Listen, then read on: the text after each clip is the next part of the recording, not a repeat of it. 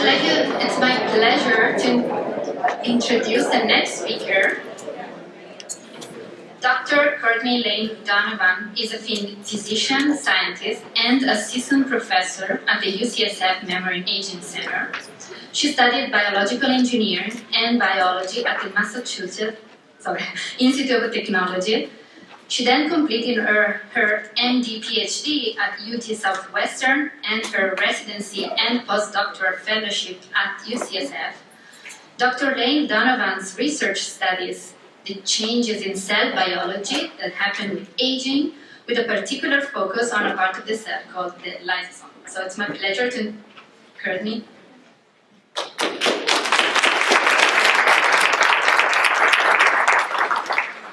Thank you for that introduction. So hi, I'm Courtney. I'm one of the neurologists here. I do spend most of my time in the lab thinking about aging and how that leads to neurodegenerative diseases. But today I'm going to talk to you more about my clinical role, which is as a provider taking care of patients with dementias and also as a part of our clinical trials team. So just a little outline for today. So I'm going to give a very brief introduction to Alzheimer's disease. You've already heard most of this before. And then I'm going to actually walk you through what it's like to receive the current standard of care for Alzheimer's, which is the anti-amyloid therapeutics. Then we're going to talk a little bit about looking to the future and exciting trials that are going on right now, both for Alzheimer's disease with tau-directed therapeutics, and then a little bit about what's going on for frontotemporal dementia and PSP. So the goal of treatments for Alzheimer's disease is to target the pathology that's underlying the disorder. So you've heard a little bit about these two proteins today. So Alzheimer's disease is characterized by the accumulation of amyloid beta and tau proteins in different parts of the brain, and it's where they accumulate in the brain that causes the symptoms. But when we're trying to treat the disease, we need to treat the protein itself. So what's been FDA approved is a treatment specifically targeted against the amyloid beta that accumulates in the brain. And so this is the current standard of care. We've been giving this in the clinic for about 2 years. And Gil showed some of these slides earlier. So these are the anti-amyloid therapies. And there's 2 of them that are available. On the left is lecanemab, and on the right is donanemab. You know, as I tell my patients in clinic, this is not a silver bullet. It doesn't stop the disease, but it does slow the progression just a little bit. So it's the patients on the top in orange that are slowing down just a little bit, maybe 30 to 60%, but that can be a really meaningful maintenance of independence for longer. And so what does it look like to receive disease-modifying treatment for dementia? And so what happens is that, as a patient, you'll come into our clinic for your initial assessment with one of our memory and aging center doctors. So that'll look like an interview and everybody's favorite cognitive testing to really get a sense of your symptoms and if they can fit with Alzheimer's disease. We then get a bunch of biomarkers. Unfortunately, other people have discussed these already. So we usually get an amyloid PET, we get an MRI, and then we get blood work largely for safety reasons and also to determine your ApoE genotype.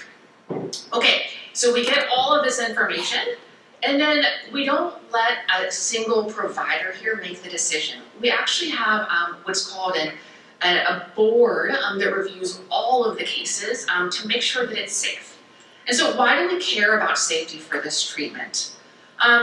So just a brief introduction to something that's called ARIA. So this is the main risk associated with anti-amyloid therapy.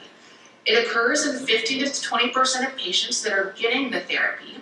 It's actually usually asymptomatic, and we just see it on the MRI. But it can be symptomatic, and it very rarely has caused deaths. So this is a real risk that we do want to make sure that we're mitigating to the best of our abilities. So a dramatic MRI is incoming to show what this looks like. So on the left, all of that bright white stuff shouldn't be there. So that's brain swelling from ARIA. This patient had seizures from this, but did recover. And the patient on the left, that is a big old brain hemorrhage in the bottom left. And some of this patient survived. And so these were symptomatic, but not actually fatal. But these were pretty severe ARIA cases. And so This is why we have this big brain board to make sure that it is safe for an individual patient to receive this treatment, or at least we're mitigating the risk of this as best we can. And so these anti-amyloid therapies, who should get treatment? So these are kind of our main inclusion criteria. So you have to be fairly early in your disease course. So mild cognitive impairment or mild dementia. And so, again, early in the disease is when we know that this treatment has the most benefit. And as was mentioned earlier, a lot of people can have some memory issues and not actually have Alzheimer's disease. But if I'm treating you for Alzheimer's disease and you don't have Alzheimer's disease, it's not really going to do anything. So that's where we get our biomarkers. We'll accept an amyloid PET or a lumbar puncture. I will tell you, since amyloid PET has become available, nobody's taken me up on the lumbar puncture, which is totally fair. And now we actually have some blood tests that are coming. We're not quite using them yet for eligibility, but I think that is coming. You have to be able to come here for treatment every 2 to 4 weeks, depending on which treatment you get. And you have to have a caregiver or an informant. This is not somebody who's taking care of you. They don't even have to be living with you, just somebody who interacts with you often enough to say, hey, like, you're a little off. Maybe we should go think about getting you checked out for ARIA. So those are kind of our main inclusion criteria, but there's also some really significant exclusion criteria. So an MRI that for whatever reason tells us you might have a high risk of developing ARIA or have some other reason that you shouldn't get treatment. If you're currently on an anticoagulant like warfarin or Xarelto, that has a pretty high bleeding risk as well, or a seizure disorder. These are pretty big exclusion criteria. And then there's a couple of, I call them let's talk about it, and so we will talk about these at length in our board meetings. And so if you have 2 copies of ApoE4, so that's one of the blood tests that we get. ApoE4 is the most common genetic risk factor for Alzheimer's disease. It also increases your risk of ARIA. We won't keep you from getting the treatment, but we will talk about it with you in terms of your risk. And then other medical conditions that may interact with the treatment, we will discuss it amongst ourselves and then perhaps decide to offer you treatment, but discuss further with you as the patient, is the risk versus benefit worth it to you? Okay, and so once you get the approval, then you have an intake appointment again with specifically one of our infusion providers. I'm one of them, as well as our nurse practitioner. And then you start treatment. And so treatment is 18 months. Again, we have 2 treatments right now. So this is literally just copy and pasted from what we hand out patients in the clinic. So lecanemab is every 2 weeks. Donanemab is every 4 weeks. If you were coming into the clinic, we would talk about sort of why to pick one over the other. They all have these safety MRIs that are kind of bunched up in the first 6 months to be looking for that ARIA, because again, it's generally asymptomatic. And during the day, during the week, we have somebody on call to answer questions in the infusion center. We also have somebody available overnight that other hospitals can call if they're concerned about ARIA. Okay, and so it's just 18 months of treatment. And so you've completed treatment. What's next? So these treatments, as I mentioned, they help slow things down, but they don't stop it in its tracks. Now, I will say my first couple of patients have completed their 18-month course. They're now switching to maintenance therapy, and I will say, I do think it has slowed it down. I do feel like this is clinically working, but they are progressing, and everybody wants to say, well, what's next? And so now it's time to think about the tau-directed therapeutics. So, as I mentioned earlier, amyloid is what we are treating with the anti-amyloid therapeutics, but there's also tau accumulating in the brain, and it's the other big protein that we see in Alzheimer's disease. Now, this is a kind of detailed slide about therapeutic approaches to target tau, but sort of broad strokes, you can start at the beginning where the cell makes tau and just say, don't make any tau whatsoever. At the end, you can clear the tau that's there with some antibodies, but that's really bad at getting into the brain. And then there's some drugs that are kind of in the middle that are trying to impact what tau is doing in the brain. So now I'm just going to talk about a couple of trials to watch that are targeting tau. And so there's sort of three big categories that are going on right now. So the first is the Biogen anti-tau ASO. It's closed to treatment right now, but in this treatment, patients actually get, rather than a lumbar puncture that removes fluid, it's a lumbar puncture that gives the treatment. And so this one is targeting that first part of tau, just stopping all protein production. And we know that it does that very effectively from the biomarker. So now the question is, does it actually have an effect on the disease? And so that clinical trial, we are a site. It's closed to enrollment, but it is ongoing, and we hope to have a readout on that here in a year or two. The next group of trials that we have is at that other end. It's the antibodies that try to remove tau that is already there. There are actually several antibodies in development, and at UCSF we are a site for two of them. So the Merck trial has just launched, and we are actively enrolling. So if you think you might be interested in this trial, please send an email. I'll have the email address at the very end. And then Voyager, briefly opened, we enrolled, and then it has closed to enrollment, but that one is also ongoing. And then there's one cool trial that we're not a site for, but this one is from Eisai. It's all the patients get lecanemab, the anti-amyloid, and then they add on the anti-tau to see if they both work together better. And so this is sort of the things that everybody is watching in the Alzheimer's field.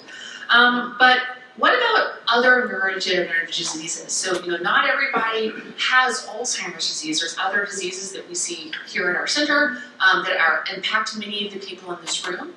And so a couple of the ongoing trials at UCSF for these disorders. So we have just opened a trial for frontotemporal dementia, specifically for patients who have mutations in the gene progranulin. So this is a very small subset of patients with frontotemporal dementia, but this is a really cool new technology that is actually designed to deliver progranulin back to the brain. So these are patients who have less progranulin causing their frontotemporal dementia. We're giving them more. Will that improve their symptoms? So that is open. If you know somebody or are interested, please reach out. And then we also have a semantic variant primary progressive aphasia, so a very specific form of aphasia diagnosis. That's the Verity trial. It's an anti-inflammatory. It's a fairly rare disease, so we've been enrolling for this for about a year and change, and it's still open for enrollment. And then we have a couple of PSP trials. So I'm actually the site PI for one for rare that is a tau targeting therapeutic. It just closed to enrollment. And then the Amyloid trial, which we actually just had stop because it was at a midpoint check, it was ineffective. And so the company decided to stop that trial for PSP. But coming soon, we have a really large PSP trial that's going to be up and running here in a couple months. So if you have a diagnosis of PSP, please make sure that you are reaching out to us so we can keep you in mind for future clinical trials. And I know that I just mentioned that one of these trials failed, and I just want to highlight, how long it took us to get to the first drug that worked. So the anti-amyloid therapeutics were in development for over 20 years. So these are all the trials, and it was really the very last ones that succeeded. And it took us recognizing the prior failures, like the biomarkers we had to follow, which patients were going to benefit, so forth and so on, to really recognize who would benefit in these trials, and also just for designing better drugs to target the amyloid. And so just a couple of final thoughts on trials. With the success of these anti-amyloid drugs, there's really renewed hope for our ability to make a difference in these diseases. And so I encourage everybody to maintain hope and to be involved when you can. And then I talked a lot about tau-directed therapeutics for Alzheimer's disease, but Alzheimer's disease is not the only disease that involves tau. PSP, CBD, many forms of frontotemporal dementia.